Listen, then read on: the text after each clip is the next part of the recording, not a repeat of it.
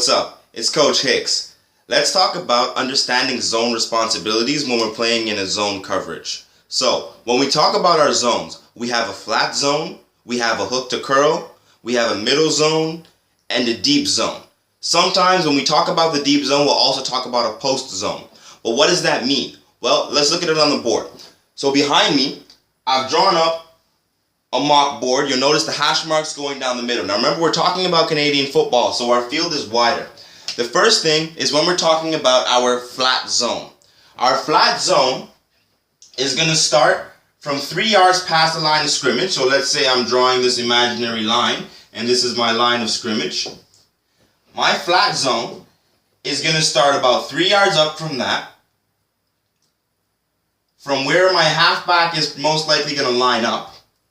And it goes from there straight back to about 12 yards and over, and it'll stop about 2 or 3 yards inside of the sideline.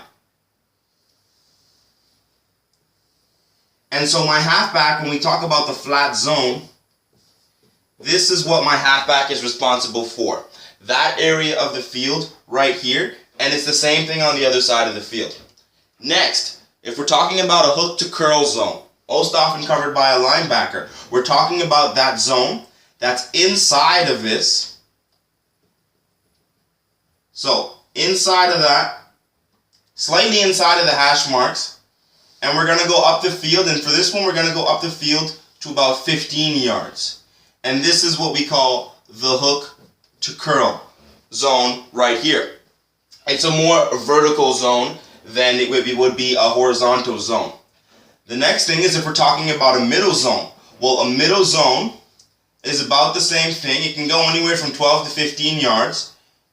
And we're talking about the middle of the field.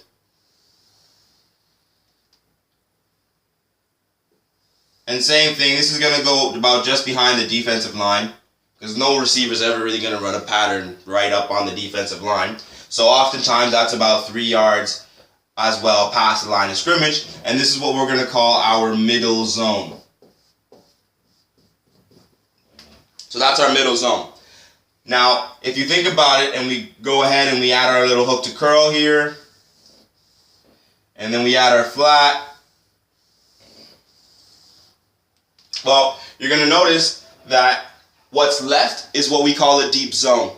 Now, the deep zone can be divided into the amount of players that are going to play it. So when we talk about a cover 2, what we're actually doing is we're splitting this deep in half, and one player has this half, and the other player has that half, and that's a cover 2. In Canadian football, most often, if we're going to run a coverage, we're going to run either a cover 3 or a cover 4. So if we're running a cover 3, the hash marks actually help us split it up, and so what happens is we get a deep here, we get a deep here between the hashes, and we get another deep over here.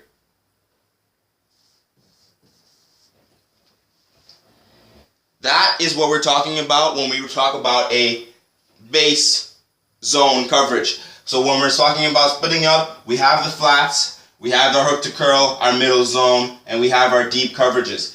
Again, when we talk about no cover zones, part of the reason that we talk about the no cover zones is because of the fact that, well, from the quarterback to here to 2 or 3 yards inside of the sideline, that's actually a very long throw. So most athletes are going to be able to make a break on that, which means you don't necessarily need to specifically cover something in that area. It's the same thing, especially for a deep ball, where this 3 yards inside the sideline, it's a long throw. You have time to react to the ball. You have time to break on the ball. So it's not necessarily your primary concern when your responsibility is that zone area. It's actually the same thing here when we're talking about this 3 yards past the line of scrimmage.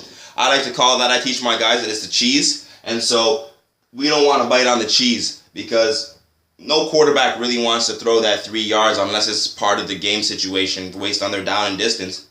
But otherwise, that little 3 yard cheese is not really what they're looking for. It's often a bait, and if they're doing that, it's because they're playing a vertical stretch on my halfback or my flat zone defender.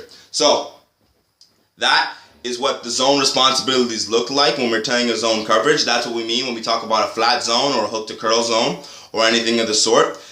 Stay tuned. There's going to be videos that are going to talk more specifically about each type of zone and what the keys are to look for, what your responsibilities are when you're in that zone. I'm Coach Hicks. Be sure to check out the videos on coverages, the videos on passing schemes. If you're an offensive coach or a defensive coach, there's something here for you. Please like, please subscribe, and let me know what else you want to see. Coach Hicks, I'm out.